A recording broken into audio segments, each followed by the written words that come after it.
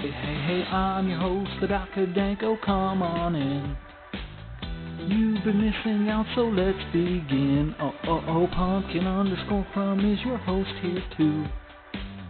When you hear the beats, you know what to do. Why didn't you want me? Why didn't you want me now? Why didn't you want me? Why didn't you want me? Hey.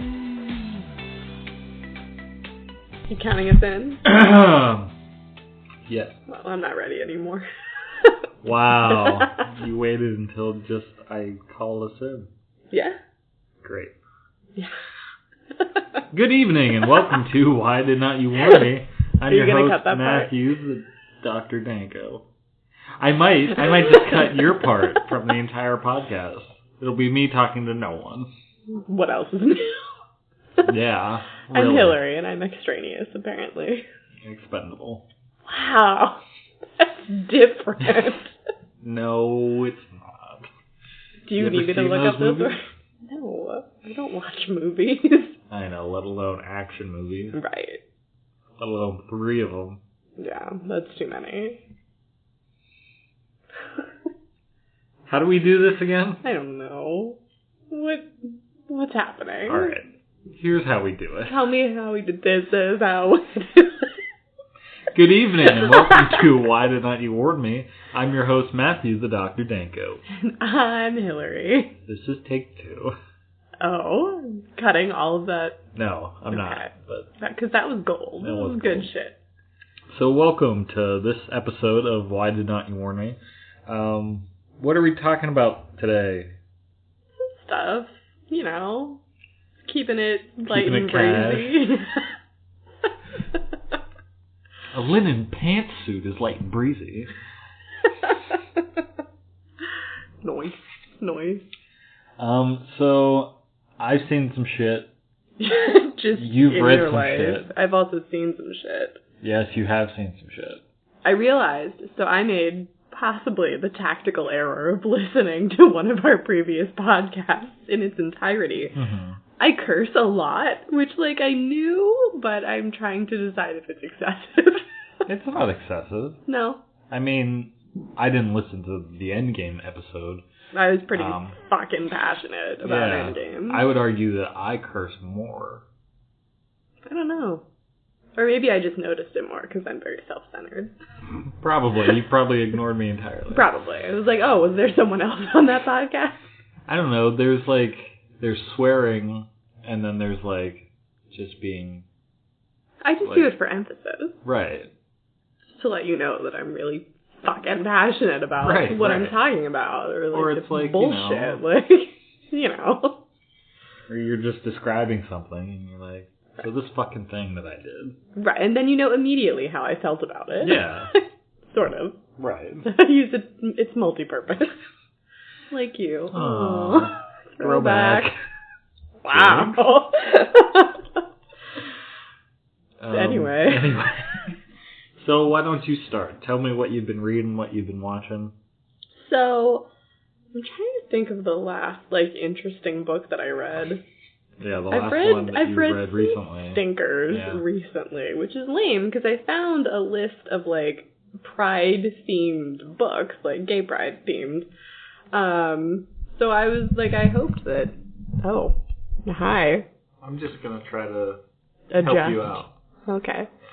Yeah, I hoped that some of those books would be good. Well, one of them was okay. I read Tomorrow Will Be Different. Mm-hmm. You're looking at me weird. No, I was looking at the mic. Okay.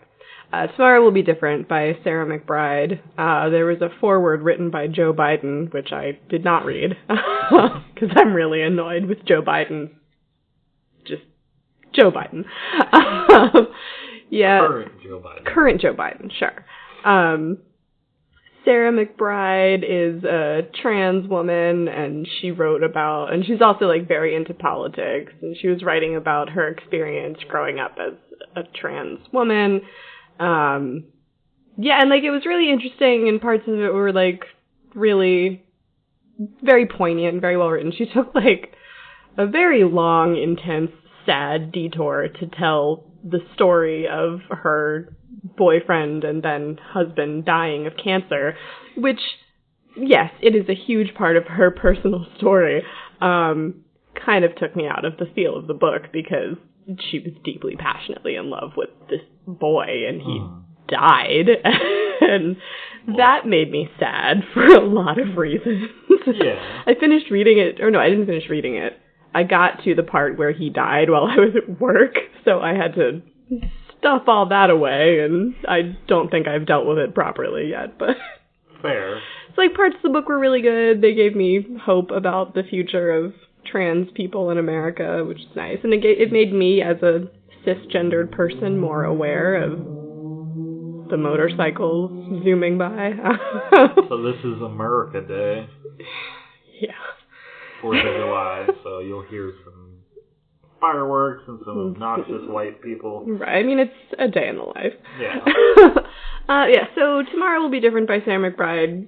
Worth a read if you have some time and don't mind being sad for part of it. Yeah.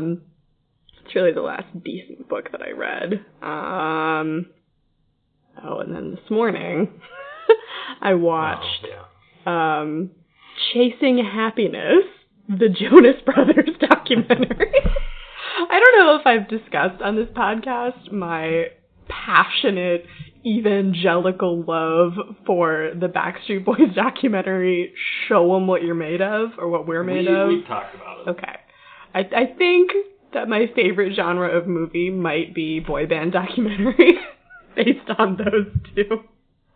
Like, I watched this movie this morning because I thought it would be kind of funny, and I hoped that it would feel similar to the Backstreet Boys one, and it kind of did, with the notable exception that the oldest one of the Jonas Brothers is 31 currently.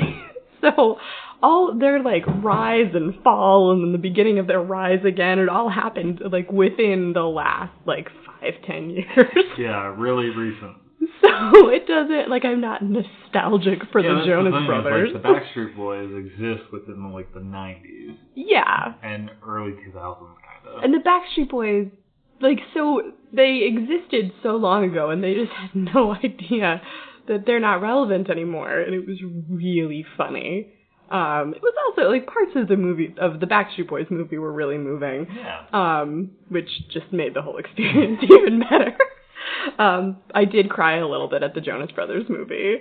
I was not expecting to get as emotionally involved as I did, which I think has actually been a theme for people when they watch the Jonas Brothers movie. Mm-hmm. Like, everything that I've heard, you know, like, seen on Tumblr, or my friend who I posted on Facebook about the movie, and she was like, yeah, same.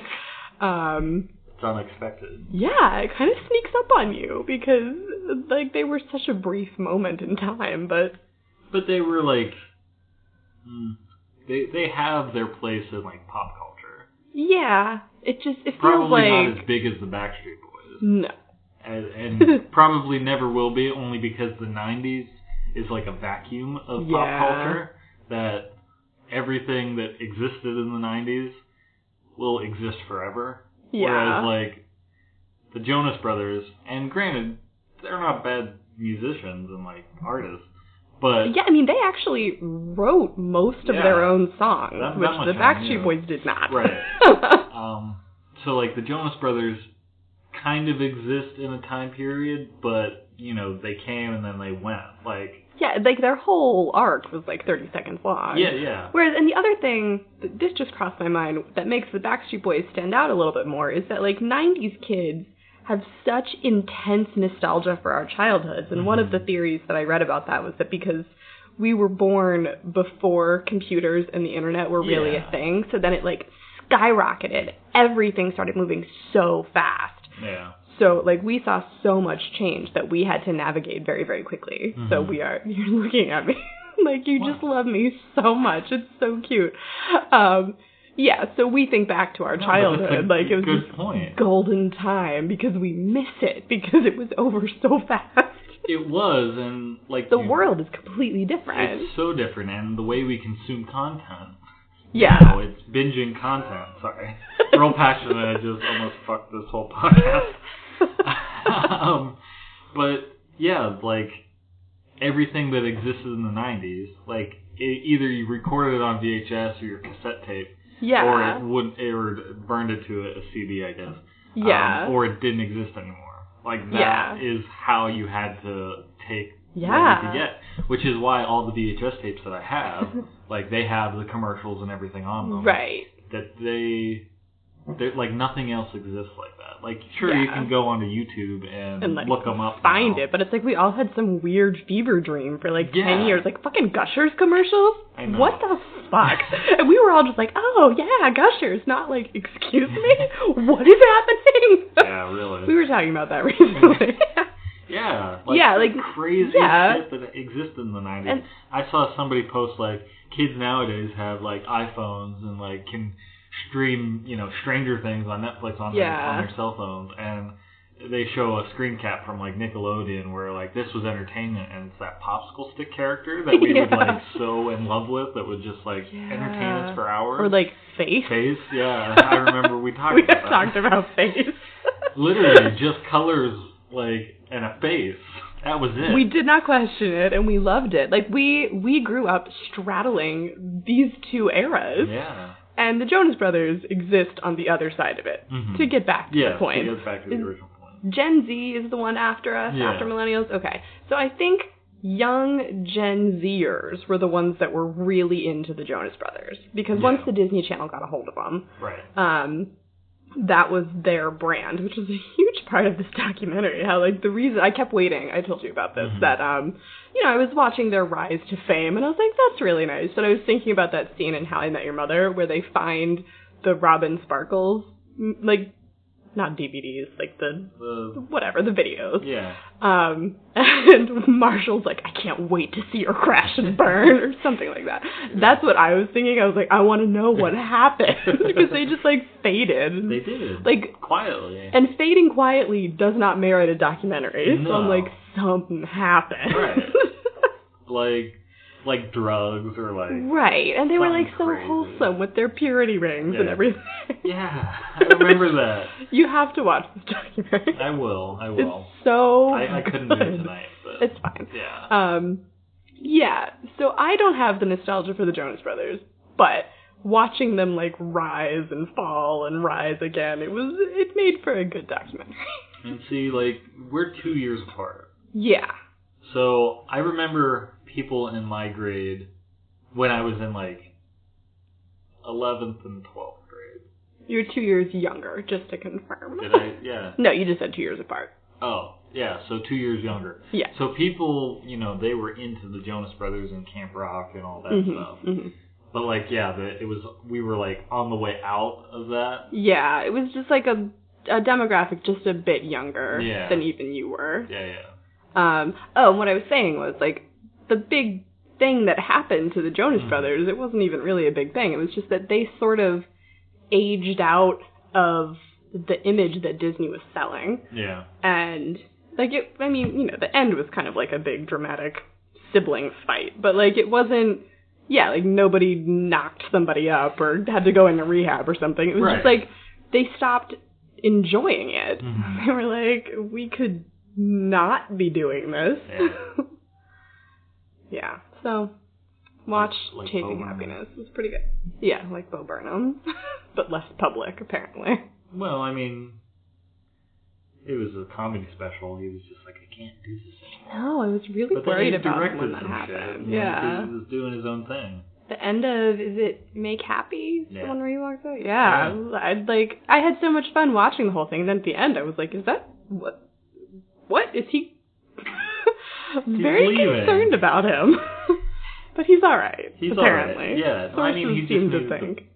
Needed the break. He needed to be a normal person. Yeah. Which, the Jonas Brothers, like, it sort of started where they were like, oh my god, this is so cool, and then they were like, should we be afraid of that's these the thing, people? is like, and I don't know what it's like today. I only know of what I heard third hand through television about people that, like, were child stars and everything. Yeah. Like that, where, like, it's mostly the parents pushing them into it. Yeah. And then them, like, burning themselves out. Yeah.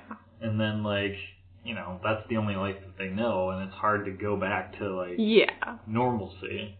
And the Jonas Brothers didn't have that kind of pressure. They had other, like, I don't want to go into the whole movie, but, like, it wasn't their parents that pushed them into it. No. Like, it ended up not like forced. You're going to do this, and you're going to support this family. Like that. It was. I mean, these were like three very musical kids. Who, Like, yeah, they enjoyed it, and then they didn't, and now I guess they do again. I don't know. Who knows? They need to make money. Who's to say? Right. And apparently, the public just shits on anybody that tries to get a normal job. Right. I don't know if you remember any of that. It was happening with one of the actors that used to be on the Cosby Show. Bill Cosby aside, like, the rest of them are somewhat normal. As normal as can be expected. Right. But, like, one of them, you know, he doesn't really act anymore. He does, like, spots here and there, but he works at, like, a Trader Joe's or a Whole Foods or something, and somebody was, like, filming him at work, like, shitting on him for being that kind of employee instead of, like, an actor. Huh. It's like, I gotta work. Like, I'm trying to make money. Like, yeah. It's like, why, as a society, have we done this? Oh my god. After the Jonas Brothers split, they were talking about, like, what Nick was doing and what Joe was doing, and they were both, like, trying to do soul music, and they were like, but what's Kevin doing? And they just panned to, like, a Safeway. I was like, oh my god, he wasn't working at a Safeway. He was, like, married and being a dad, and that's what I got really emotional about, and I don't want to spoil it for you, because you'll get really emotional, too, because if I did, you really will. Yeah, that's fair. If history has shown us anyway. Yeah. Yeah, so, what I know you're going to talk for, like, an hour and a half about. Well, I did a separate review of Child's Play. So I won't have to get into it. Give me a condensed version. Yeah. And also, like, a sugar-coated. No, I know that. I mentioned that on the reason I was doing the video review was because telling you about a horror movie is counterintuitive. It's a recipe for being up until 5 in the morning with your girlfriend who won't turn the light off. So I water it down as much as I can. Right. But, you know, it was just a very good movie that, like, I genuinely enjoyed, like, the experience of going to see a movie, and, like, I know we've talked about it here a lot, but, like, you know, I went to film school. You have to say it like that. You're contractually obligated. Right. It was, like, fine print on my degree when I earned it. I'm very self-conscious with the mic being closer to me. Well, I can move it back this way. Okay, bye. So anyway, I went to film school for sound. No, but seriously, like, I did go to film school. I went not for sound, but they put me in sound. Inadvertently. Anyway, we don't have time to unpack all of that. So, you know, I love movies, but the thing that I've discovered, you know, like, I want to say, like, this half of my life, but, like, my life isn't over. It's just, like, from when I was, like, a teenager discovering. This segment.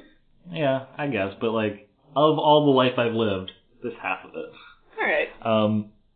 You know, when I was falling in love with films on a larger scale, I realized that the experience of going to the movies was always something I loved, and I didn't know it. So much so that, like, now when we go to the movies, I get the Disturbia combo pack, which I coined by myself in 7th grade or so, because I saw Disturbia. Did you see it, like, 7 times? I saw it 7 times in theaters. I didn't have to pay it every time because other people, I was like, this movie is so good, we have to go see it. But I don't want to spend money on it. So, you want to buy it? Essentially. Did you, like, con girls into going with you? I don't think so. But you don't remember? Or you just don't want to tell me? No. Like, well, fucking, when I go to the movies, there's no fucking around. Matter, yeah. I gotta watch the movie. I know. You yelled at me in our Avengers podcast. About what? About looking at you during movies and how it takes you out of it. That's different. So I think it's so cute that you get so into movies, and I like to watch, but I can't. You can watch, but I need to be sitting a little bit ahead of you so that the peripheral vision doesn't catch you in it, because then I'm taken out of the experience that I'm experiencing in that. Why don't you just go without me? We'll just see movies separately from now on. Fun. You can go with your other friends. I don't have any of those. I know. No, but it's like the whole thing. It's like sitting in a seat. Yeah. That's really it. I just like sitting a lot. No, it's all the lights turned off, and like, especially when I went to see Child's Play, which is a horror movie, so like the dark is kind of necessary. Right. I was the only one in the theater, which was amazing. Like, it's one of my favorite things. But I was sitting dead center in the theater, as I tend to do. I was going to ask you, like, because it's a scary movie, and if the theater's empty and it's dark, like, do you ever worry that something's going to, like, come up behind you? Because I would be so fucking scared. No, it doesn't bother me at great. all. Also, in this particular theater, there was, like, a wall behind my seat. Even worse. So, like, nothing could, like... pop up from behind you and eat you. I mean, it's not going to happen in a movie theater. Listen, some shit's happened in movie theaters. Yeah, that happens in the front, and it's because of our gun laws. It just depends on where you're sitting. Anyway. So, I'm sitting in the dead center of the theater, and like, the minute the lights go out, all I can see is the screen. Like, it's filling my entire field of view, and that's amazing, because then I don't have anything else to distract me. So I'm in the movie the whole time I'm watching it. No love bean who just wants to watch you enjoy things. For you to come to be with me for a movie like that, because that movie plays a part in my personal history. Yeah, but I can't. Exactly, because it's the content of it. Right, and now that you like see me, how I actually react to scary things, you're no longer like, you would be fine, you could handle it. I mean, now you know over the course that of I our wasn't relationship, exaggerating. I've learned what your thresholds are, but you still have some weird thresholds that I don't understand. And I'll watch it during the day and I won't think I'm scared of it. Which is fine. If we can do that, I mean, yes, you'd have to deal with the fact that you're scared of it at night. Right, that's what happens. Like, yeah, I could watch it just fine and then just never sleep again. What about Supernatural? We have to watch it in the morning, and we can do like 1 or 2 episodes, and I cover my eyes for most of it. Yeah, I know. But there are just some horror movies out there that have really good stories. And I get that, and I'm happy that you enjoy it. But I know myself. Okay, that's fine. But anyway. Someday we'll have a kid. And I know. We'll see. Oh, yeah? Yeah. And we'll see where they fall. And if we have one that's scared of horror movies, we'll try again. I don't know. Child's Play, again, like I said, it's one of those things that's personal in my history. Right. I was not a horror fan when I was younger, up until middle school. And it was only, not even by accident, but just by, like, kind of like you said, like, I mean, I have an older brother, so he would terrorize me and shit. You know, as they do. Yeah. I know. And, like, all the content I saw as a kid, like, the first horror movie I saw was Child's Play 3 when I was, like, 6. And it wasn't because, like, I wanted to watch it. It just happened. I was hanging out at a friend's house, and his dad had it on. Sorry about theater. America. Yeah. His dad had it on in the room, and I don't know, we were, like, playing with toys or some shit, and it just, like, it scarred me for life. Because it's, like, well, so you immediately wanted to watch the rest of the franchise. No, so I was afraid from age 6 to, like, destroyed. 17, is what I'm trying to say, until, like, I was in middle school, and we had, like, the VHS tape. I popped it in, like, during the day, and I was like, this is stupid. Like, why was I afraid of this? And so I lost my train of thought. Because of America. Mostly you. And America. I'll just leave. Don't leave. I'll let you do this by yourself. I don't want to. Give me a second. Okay. Just listen to the fireworks. I want there to be dead air. I'm gonna cut this part. Well, they don't know that. They do. All right.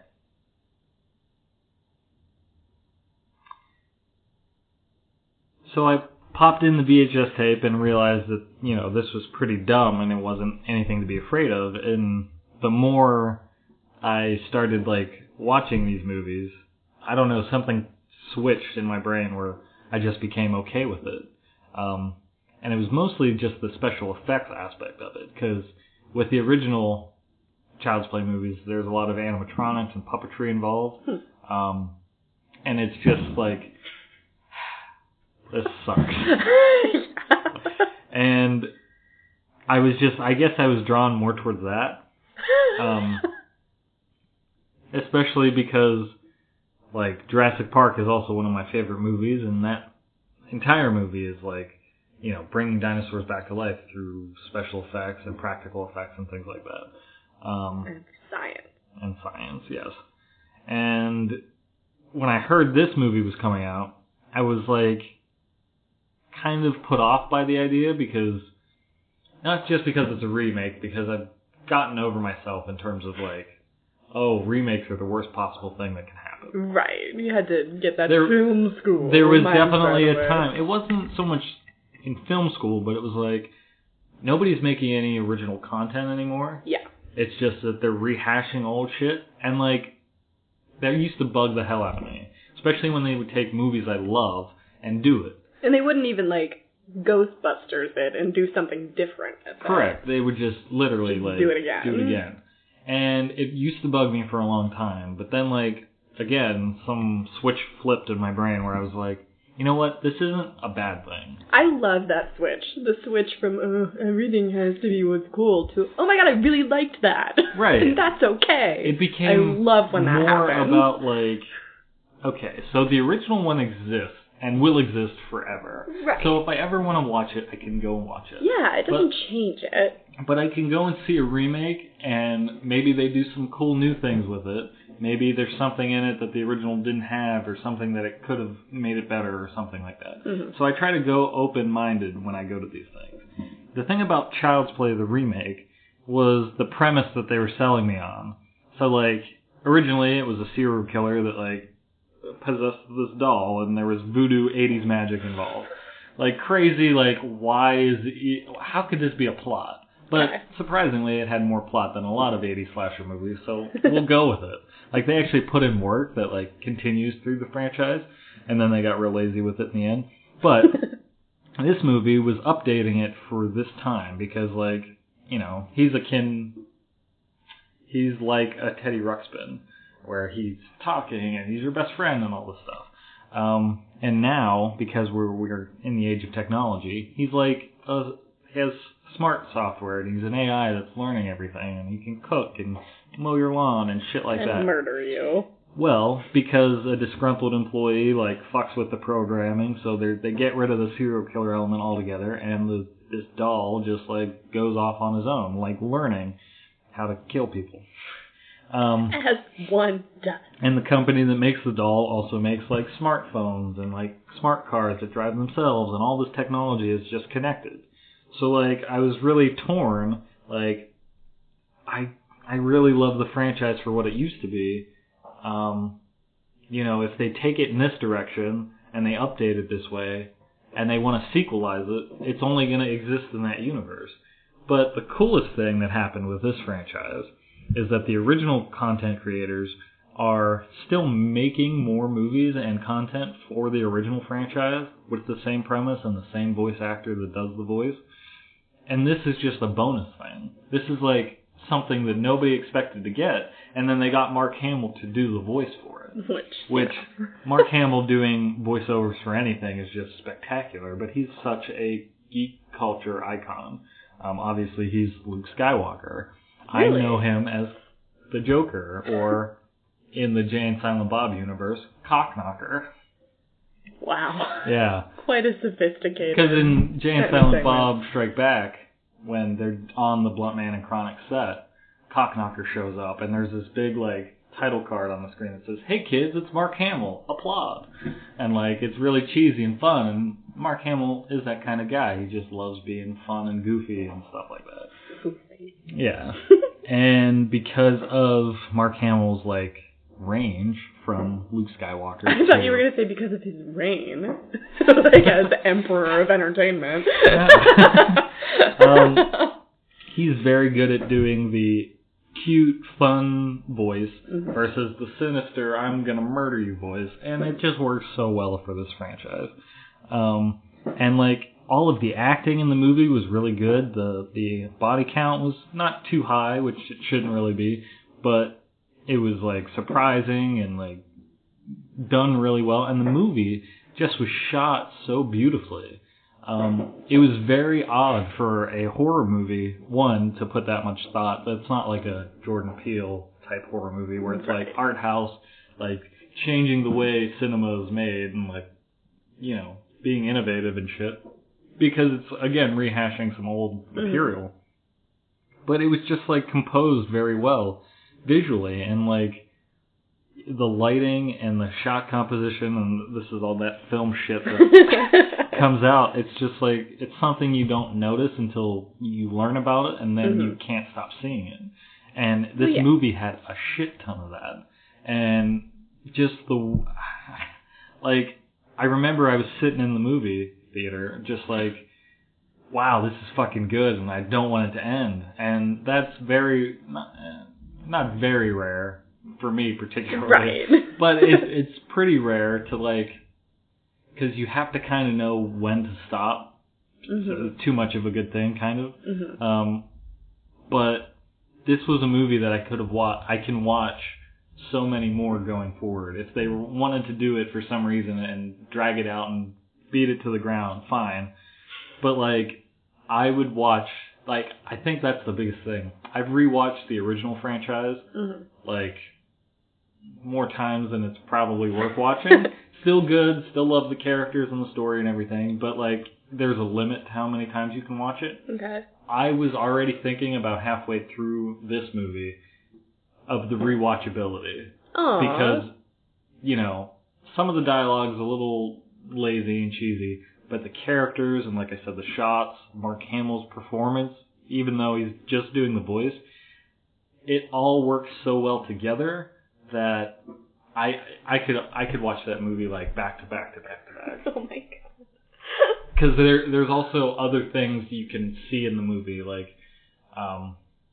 one of the coolest things I think the movie had going for it was they got us to like the doll being, like, this kid's best friend and, like, their relationship, because the doll is, like, somewhat sentient, like, it's learning, the AI software is learning, that we got to see his transition from, like, I'm learning to be this best buddy, and then how that translates when he's being influenced by things around him, how it goes south.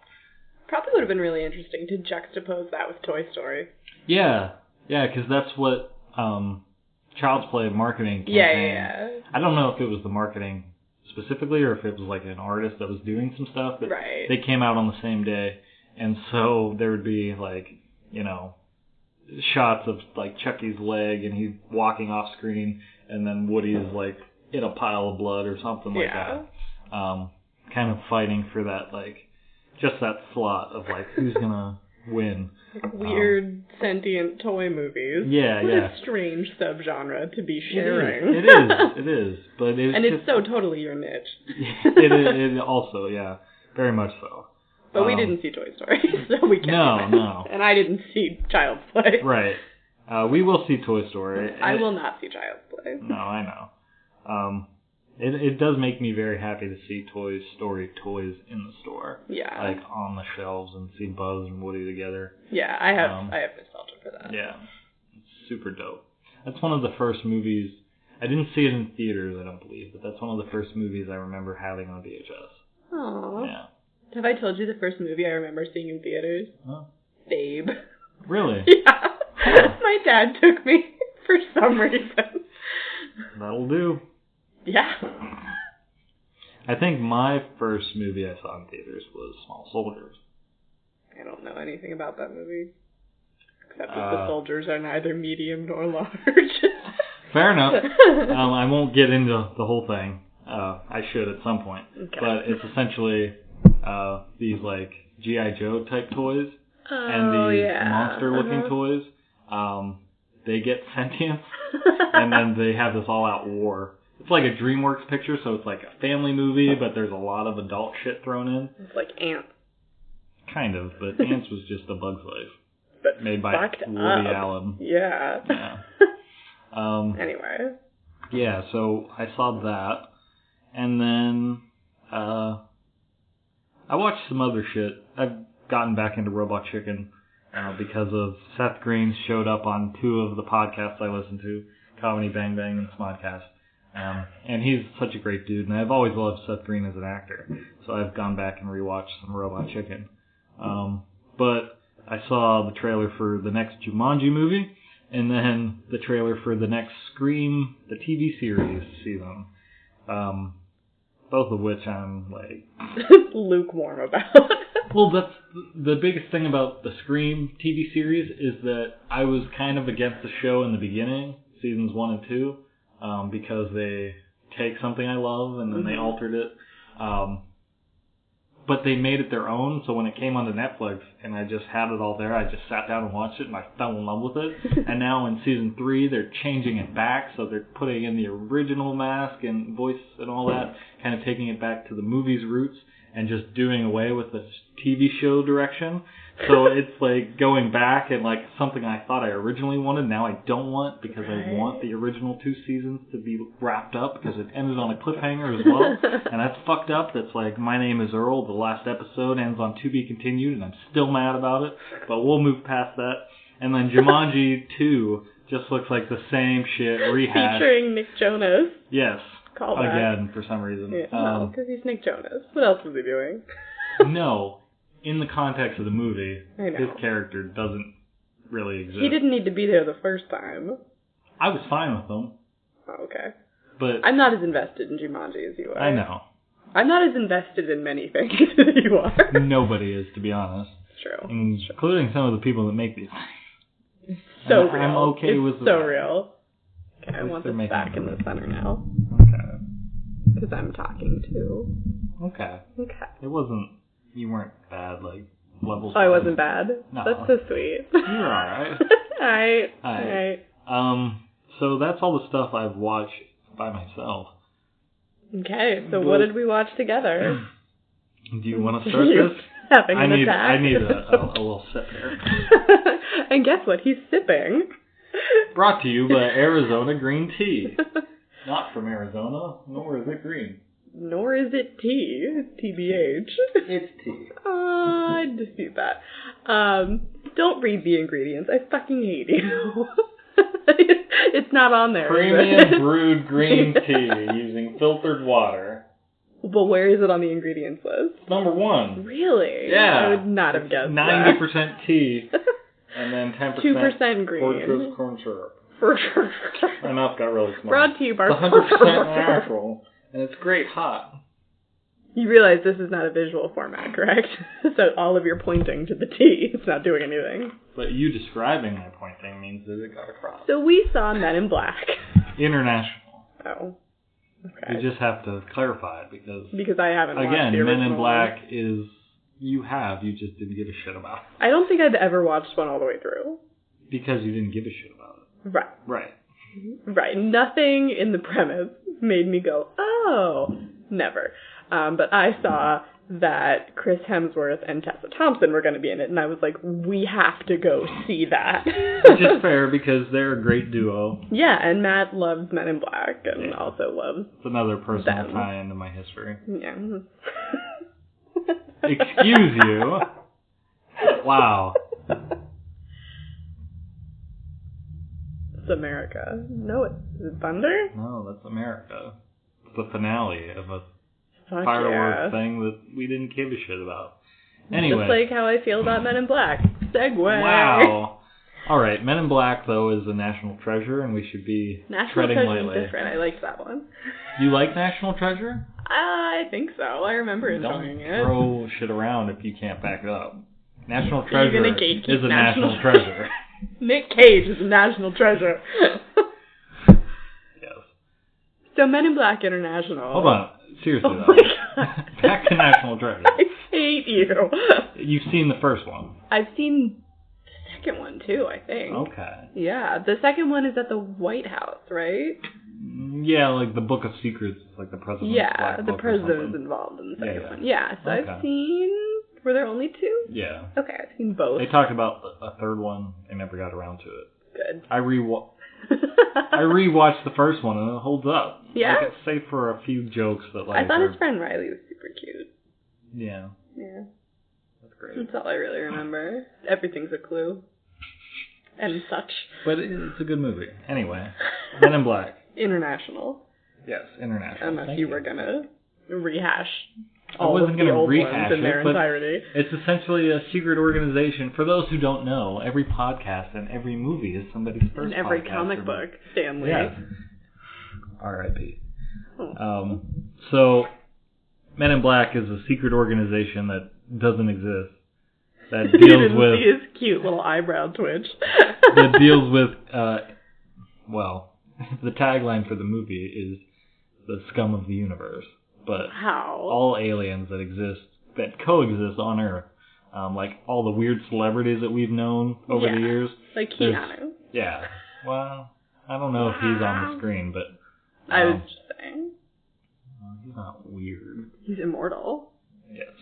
That's fair. We can agree on that. But like Lady Gaga, Michael Jackson, Sylvester Stallone, they were all shown on the headquarters television. As concrete examples of... aliens that have existed in our society that we haven't been aware of.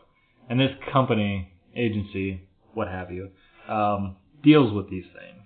And then if there's a public incident of aliens, they will wipe your mind with a neuralizer. Yes, exactly. I learned. And they put on their sunglasses because apparently that's how you defeat the neuralizer, is just wear shades. Which I had no idea. I learned so much in the first 30 seconds of Men in Black International. Yeah. And we walked in late. We did walk in late, and it was stressful. It was the worst. Okay, we're going to detour for a second. Yeah. The theater was so dark. Like, cannot have been legal how dark it was in that theater. I definitely reached out for what I thought was a seat to steady myself, and I groped someone. Yeah, Male, female, I don't know. Sat down on someone, which was not a seat. Matt just ditched me. I didn't know where you were. Did. I couldn't luckily, see anything. Thank God I found a handrail to, like, guide me, so I didn't continue stepping on and feeling up. I thought I had a patrons of the handrail. theater. I had a bunch of knees. Because the thing about this particular theater is that there is the seat, but there are also, like, the two handrests that are part of, yeah, it's like one one of those row. luxury theaters. Where Yeah. So, like, the seats recline and all that, so they're bigger armrests, and they're, like, bolted to the ground. And what you think is a seat is actually an armrest, and what you think is an armrest is actually a person's leg. And then we're just bumbling into this movie late, which I already hate. Yeah. And it's the opening weekend, I think. I think so, or somewhere close to Yeah, and it was a stressful time. And my keys are jangling, and it's pitch black. We cannot see anything. And then I spilled the Reese's Pieces. Oh, man, I forgot about that. Like the Skittles and How I Met Your Mother, where they It just kept going. going. It's like, are you going to get that? I thought it was done, too. They would just run out, but they didn't. That wasn't at the still, like, beginning. a That was in the half middle of the movie. Yeah. Oh, God, that was rough. Yeah. Despite how rough the theater experience was, I really loved the movie. I was really excited about Tessa Thompson specifically because, like, Men in Black, you know, Will Smith was in the original. So, like, there were people of color, but having one of the main characters be a young woman of color was very exciting in terms of representation. I know she wasn't a Men in Black agent, but Rosario Dawson was in the second one. Oh, really? Yeah. But she wasn't an agent. No, she was basically the key to saving the universe. She was like the light or something like that. Okay. Well, Tessa Thompson was an agent. Yeah. And what was really cool was, like, she witnessed some... Do you want to take this? Yes, I do. Because I can see I don't care. the interest draining from your face. Yeah. I'll tell it stupidly, and you'll get offended and tell it again, and it'll take 4 times as long. So. Wow. That explanation took 4 times as long.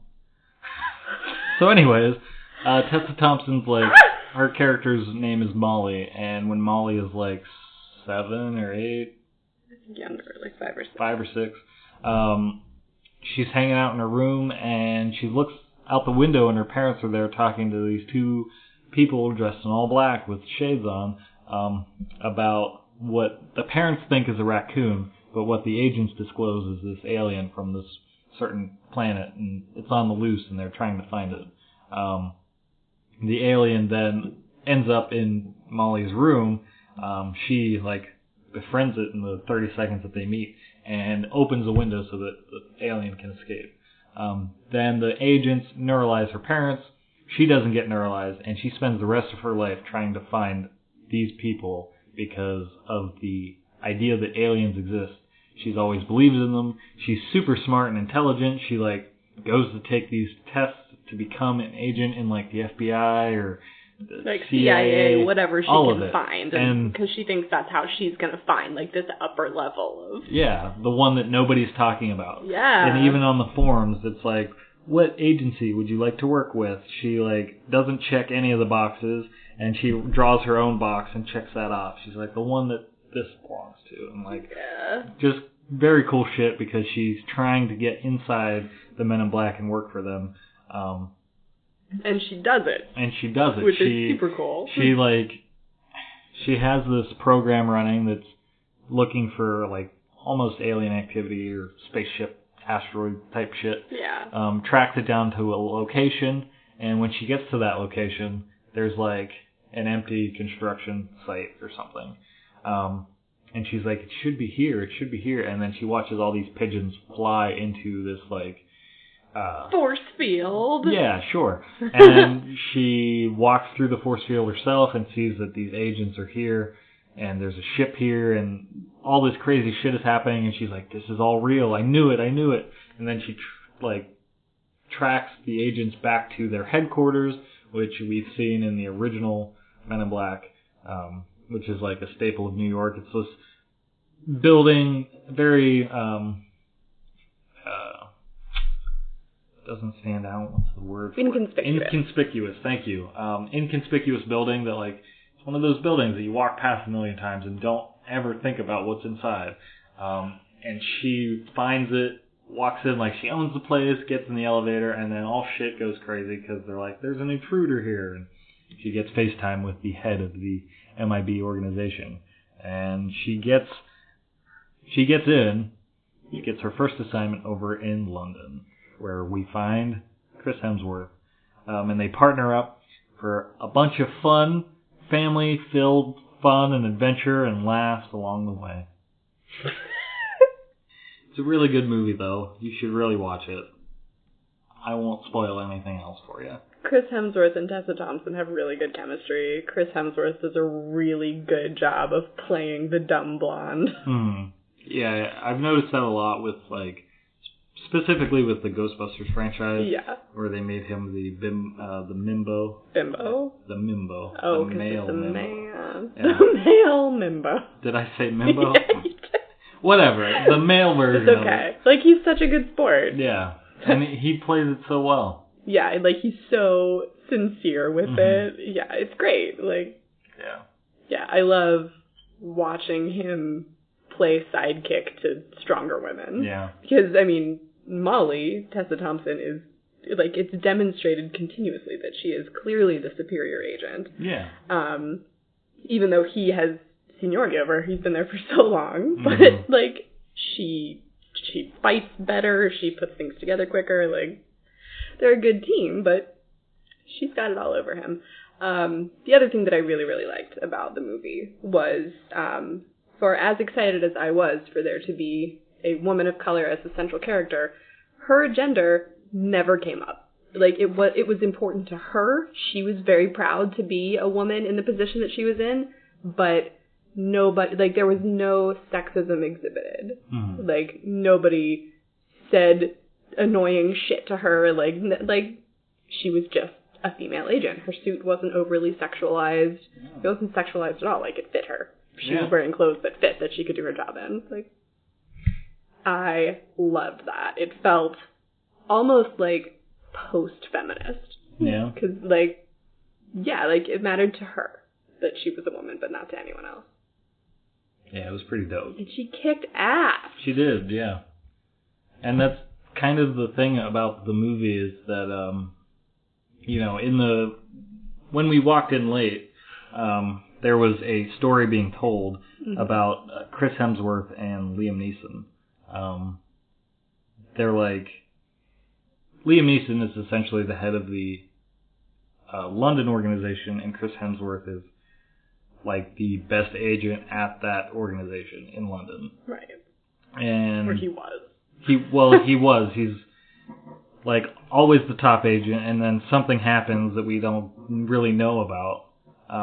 So the whole time Chris Hemsworth is like this really amazing agent that everyone loves, but he's just off a little bit throughout the entire movie, and we don't know why. And Tessa Thompson is this like civilian, more or less, that just not even stumbled, but like tracked down, found the unknown organization and became a part of it, and then is constantly showing that she's worth being there, and like, I don't know, it was just a really good movie. Yeah. Yeah. To go see Men in Black International. Yeah. Immensely worth it. Definitely. All right. Did we have anything else that we need to cover? We've been watching a lot of Gilmore Girls, but we've done that to death. No, I think that's about it. Okay. Pleasure doing business with you. As with you. So thank you for listening to this episode of Why Did Not You Warn Me? I've been your host, Matthew the Dr. Danko. And I'm still Hillary Crumb. Bye. Bye. Once the show ends, please don't shed those tears. We'll come back again, so have no fear. Oh, we told you that it just might end up this way. What's the show called again? You cannot be saying, why didn't you warn me? Why didn't you warn me now? Why didn't you warn me? Why didn't you warn me? Why didn't you warn me? Why didn't you